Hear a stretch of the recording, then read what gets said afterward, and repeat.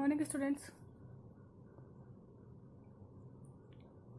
हम lesson number 8 mineral nutrition in plants के बारे में स्टडी कर रहे थे, जिसमें हमारा लास्ट टॉपिक था mechanism of absorption of mineral salt.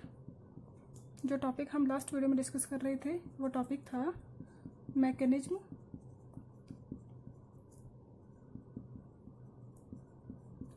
Of absorption of mineral salt.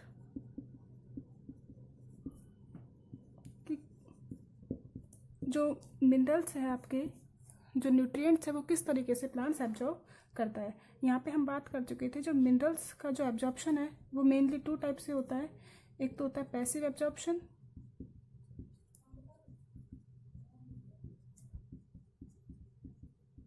And the second is active absorption.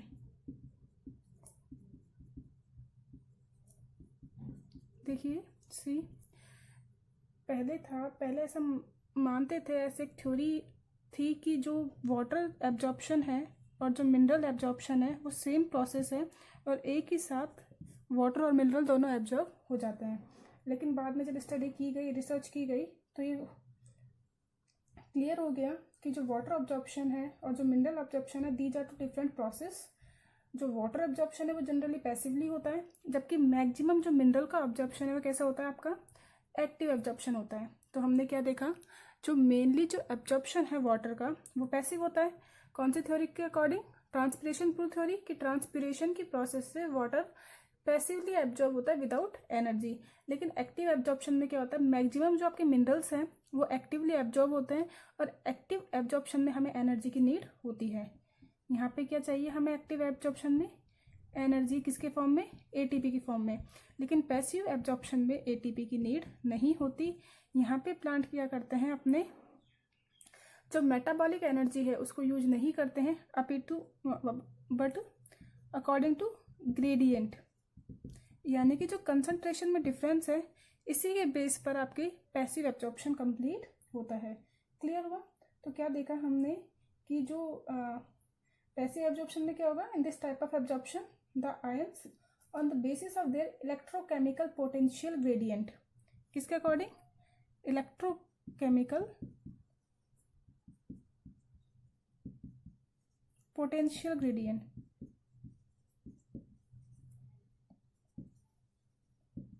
जो इलेक्ट्रोकेमिकल पोटेंशियल है इनमें जो डिफरेंस हो, ग्रेडियंट का मतलब क्या है? Difference, high concentration and low concentration, दोनों को जो डिफरेंस है, तो क्या करेगा वो अपनी हाई कंसंट्रेशन से जो मॉलिक्यूल्स हैं, जो मिनरल्स है, वो कहाँ जाएंगे? अपने लो कंसंट्रेशन की ओर।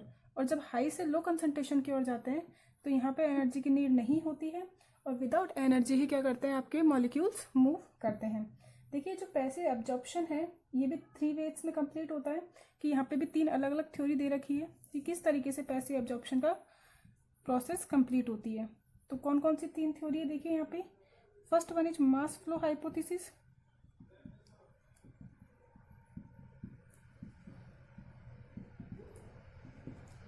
Second is ion exchange theory,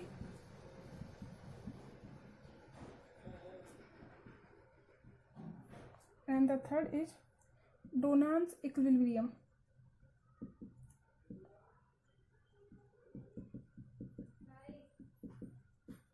देखिए there are 3 types of theory for passive absorption. First is mass flow hypothesis, second ion exchange theory and the third is Donan's equilibrium. अब देखिए mass flow theory क्या कह रहा है। जो first theory है mass flow theory क्या कह रही है कि according to this hypothesis, due to the effect of transpirational pressure, the mass flow of water ions are also taken by the roots. क्या कह रहा है ये? जैसे ही ट्रांसपिरेशन होगा तो ट्रांसपिरेशन प्रेशर बनेगा, और मैं आपको बता चुकी हूँ जो ट्रांसपिरेशन प्रेशर वो कैसा होता है? नेगेटिव होता है। तो जैसे ही ट्रांसपिरेशन की प्रोसेस होगी तो ट्रांसपिरेशन के लिए प्रेशर जनरेट होगा, जिसे हमने ट्रांसपिरेशन प्रेशर कह दिया, और कैसा होता है ये? नेगेटिव होता है। इसी नेगेटिव प्रेशर के कारण आपका क्या होता है? वाटर एब्जॉर्ब होता है, वाटर पैसिवली एब्जॉर्ब होता है। क्लियर हो गया? अब जो वाटर पैसिवली एब्जॉर्ब होगा तो इसी के साथ थोड़ा सा आपके nutrients, a little amount of nutrients, कि आपके पास थोड़े बहुत न्यूट्रिएंट्स वाटर के साथ डिजॉल्व कंडीशन में आपके एब्जॉर्ब हो जाएंगे। तो जो लेस क्वांटिटी है ऑफ न्यूट्रिएंट्स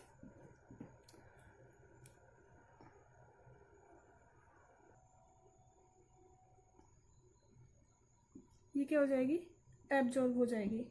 तो देखिए ट्रांसपिरेशन पूल थ्योरी क्या कह रहा है कि आपके पास जैसे ही ट्रांसपिरेशन होगा तो एक प्रेशर जनरेट होगा, इसी प्रेशर जो प्रेशर है वो कैसा होगा, नेगेटिव होगा। इस नेगेटिव प्रेशर के कारण आपका वाटर कैसे एब्जॉर्ब होगा, पैसिवली एब्जॉर्ब होता है, और इसी वाटर के साथ साथ आपकी कुछ क्वांटिटी में न्यूट्रिएंट्स भी क्या हो जाते हैं, एब्जॉर्ब हो जाते हैं। ये हमारे पास कौन सी थ्योरी है, mass flow theory. Second theory की हम बात करते हैं जो कौन सी आपकी, आयन एक्सचेंज थ्योरी। हम देखते हैं सेकेंड थ्योरी जो कि है आयन एक्सचेंज थ्योरी। देखिए यहाँ पे क्या कह रही है थ्योरी, ये थ्योरी कह रही है कि जब आपका मिनरल्स का एब्जॉर्प्शन होता है तो आयंस का एक्सचेंज होता है।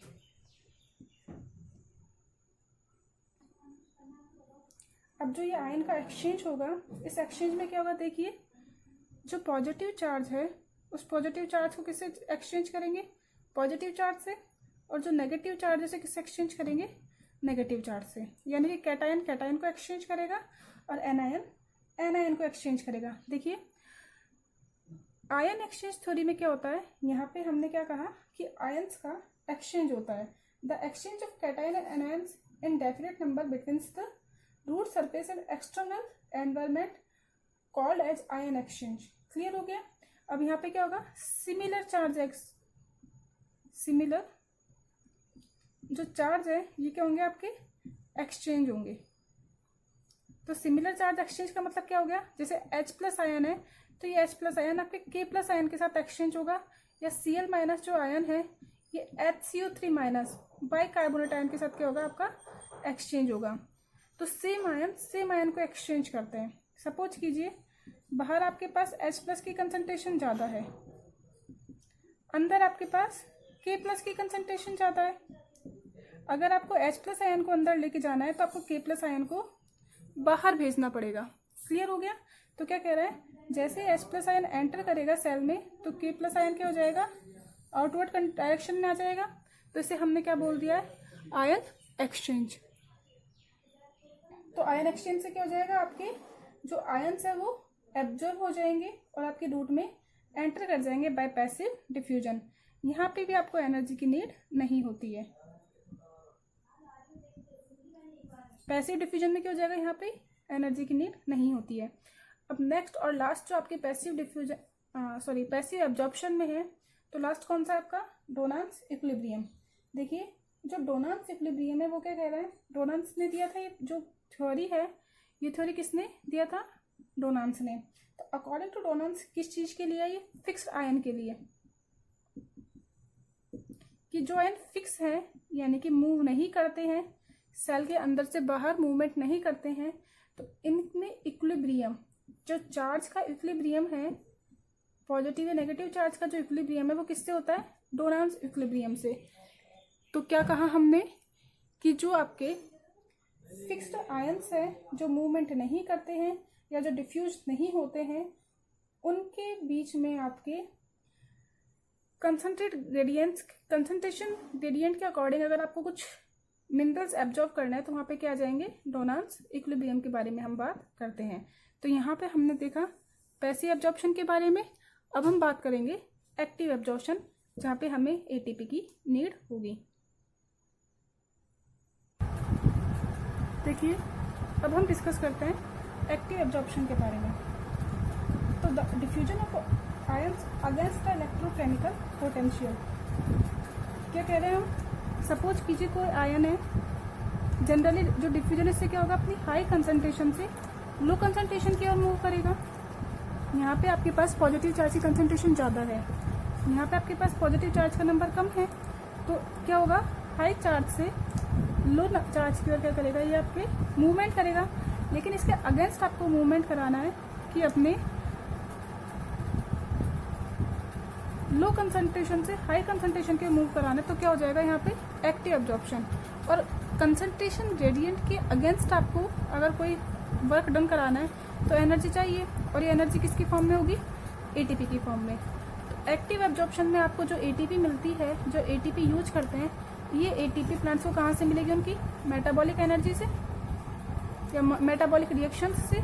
जितनी भी कैटाबॉलिक और एनाबॉलिक रिएक्शंस होती है उनसे प्लांट को क्या मिलेगी, एनर्जी मिलती है। यह एनर्जी एटीपी के फॉर्म में स्टोर होती है, और इसी एटीपी को यूज करके एक्टिव एब्जॉर्प्शन की जो प्रोसेस है वो कंप्लीट होगी। ये जो एक्टिव एब्जॉर्प्शन है ये भी आपके 3 डिफरेंट टाइप का होता है। तो देखते हैं कौन कौन सा टाइप है। The first one is carrier concept. Active absorption के लिए ये मेन आपका टॉपिक है कि कैरियर कॉन्सेप्ट के अकॉर्डिंग, कैरियर कॉन्सेप्ट थ्योरीज के अकॉर्डिंग किस तरीके से आपका मिनरल्स प्लांट में एब्जॉर्ब होते हैं। Second one is ion pump concept.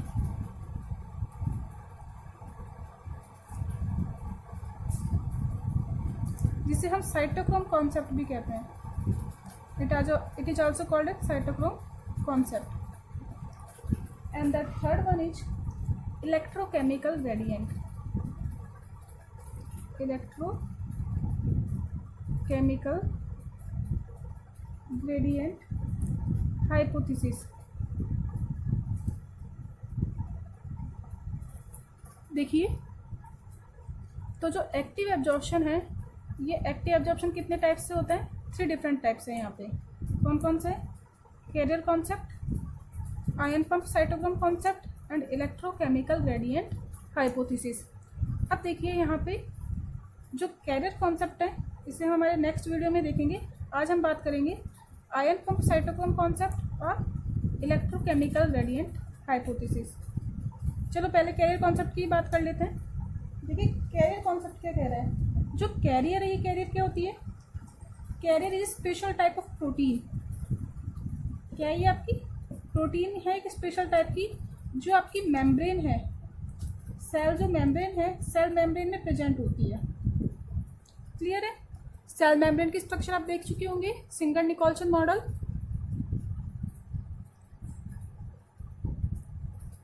Liquid mosaic model जिसे हम कहते हैं। देखिए क्या कह रहा है, ये आपकी क्या है, सेल मेम्ब्रेन है।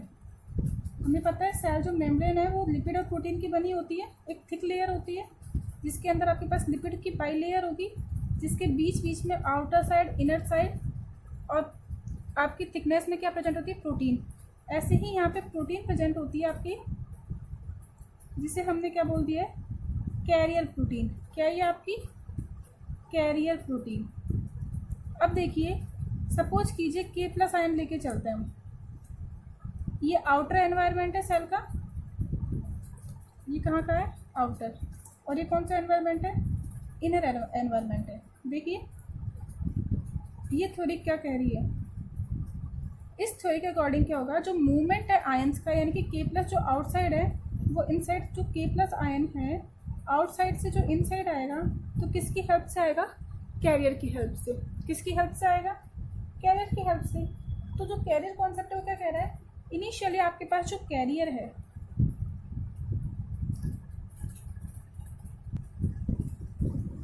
तो अकॉर्डिंग टू दिस थ्योरी जो इनिशियली आपके पास जो कैरियर होता है, सेल की मेम्ब्रेन में जो कैरियर होता है वो किस कंडीशन में होता है, इनएक्टिव कंडीशन में।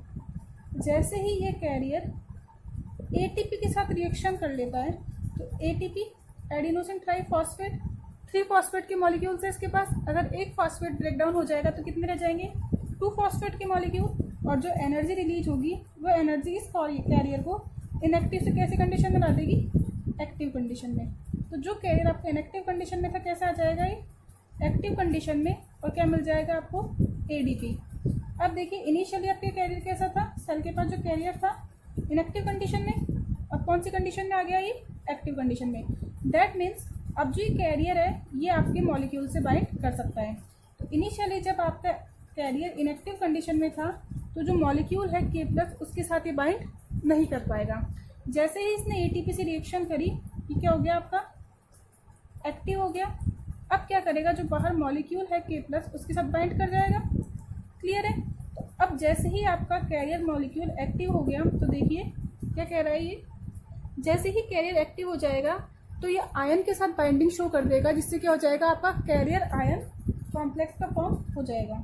तो जैसे आपके पास एक्टिवेटेड कैरियर हुआ, जैसे आपकी कैरियर प्रोटीन एक्टिवेटेड हुई तो क्या करेगा, ये आयन के साथ बाइंडिंग कर लेगी, बॉन्डिंग कर लेगी और क्या बना लेगी, कैरियर आयन कॉम्प्लेक्स। क्लियर हुआ। तो ये आपका क्या फॉर्म हो गया, जो कैरियर था यहाँ पे बाइंडिंग साइट थी, यहाँ पे आके बाइंड कर गया के प्लस कैरियर आयन, तो क्या बन गया, कैरियर आयन कॉम्प्लेक्स। समझ पाए आप। पहले कैरियर था, इनएक्टिव कंडीशन में था, जैसे इसने एटीपी साथ रिएक्शन करी कैसा हो गया ये, एक्टिव। और जैसे यहाँ पर कैरियर एक्टिव हो गया तो किससे बाइंडिंग कर ली इसने, आयन के साथ, तो क्या बना लिया, कैरियर आयन कॉम्प्लेक्स। अब देखिए जैसे ही कैरियर आयन कॉम्प्लेक्स बनेगा तो जो आपका एक्टिवेटेड कैरियर है वो अपने ही साइट पर कन्फर्मेशनल चेंज कर देगा, यानी कि उसी पोजीशन पे रोटेट कर देगा 180 डिग्री पे। तो देखिए ये जो मॉलिक्यूल बाहर की तरफ था, मॉलिक्यूल कहाँ आ गया आपका, अंदर की तरफ। अभी भी बाइंड है, ये जो सीधा था जस्ट क्या हुआ, ये 180 डिग्री पे रोटेट हो गया। तो इसने क्या कर दिया, रोटेशन शो कर दिया या कन्फर्मेशनल मूवमेंट कर ली, अपने ही साइड पे क्या कर गया, ये मूव कर गया 180 डिग्री पर। तो जो आउटसाइड था के प्लस वो कहाँ आ गया आपका, इनसाइड। अब जैसे ही ये इनसाइड आया, अब देखिए उसके बाद क्या होगा, जो कैरियर आयन कॉम्प्लेक्स है ये ब्रेक डाउन हो जाएगा। तो क्या हुआ, जैसे ही आपके पास कैरियर आयन कॉन्सेप्ट था, कॉम्प्लेक्स था, ये कैरियर आयन कॉम्प्लेक्स क्या हो जाएगा, ब्रेक डाउन हो जाएगा। और क्या हो जाएगा आपका, कैरियर तो अलग हो जाएगा और आयन अलग हो जाएगा। जैसे ही कैरियर और आयन दोनों अलग अलग होंगे, यहाँ पे जो कैरियर अब किस फॉर्म में आ जाएगा, ये दोबारा इनएक्टिव फॉर्म में। क्लियर हुआ। तो देखिए ये तो आपका इनएक्टिव कैरियर हो गया,